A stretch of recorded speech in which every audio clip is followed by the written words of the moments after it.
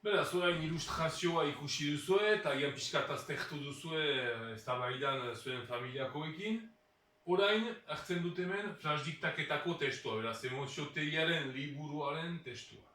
Eta irakurriko dizuet eta baita ere esplikatzen, eta beraz, hori da gero flash diktaketa badakizu. Babesik eza.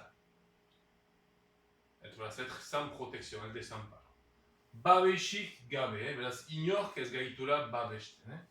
Babesik gabe sentitzen zara, ez duzunean espero beste inoren laguntzarik jasotzea.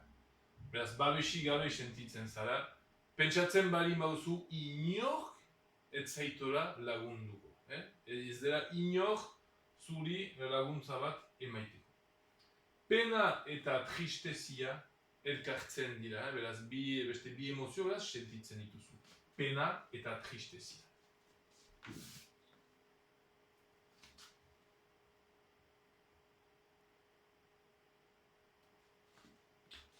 Hori gertatzen da, hori pasatzen da, esate baterako, gutxi gora bera, lagunek, zure lagunek, ez dizutenean laguntzen, edo bakarrik uzten zaituztenean. Zer pentsatzen duzu babesik gabe zaudenean?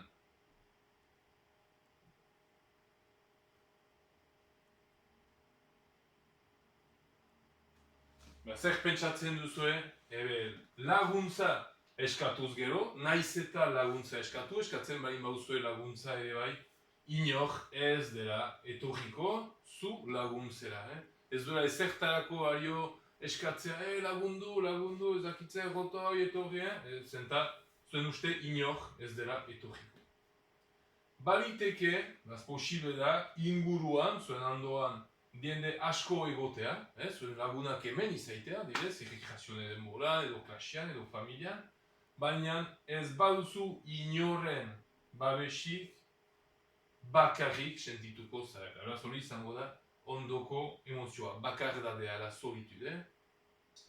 Beraz, la soledad, espainolez. Beraz, hor da testu osoa eta horrekin, beraz, izango dira datorren ostiralean, ebidaliko dizkizuet, beraz, lan fitxen hasteko galderak, horra, ongi pasa eta ostirala arte. Adio!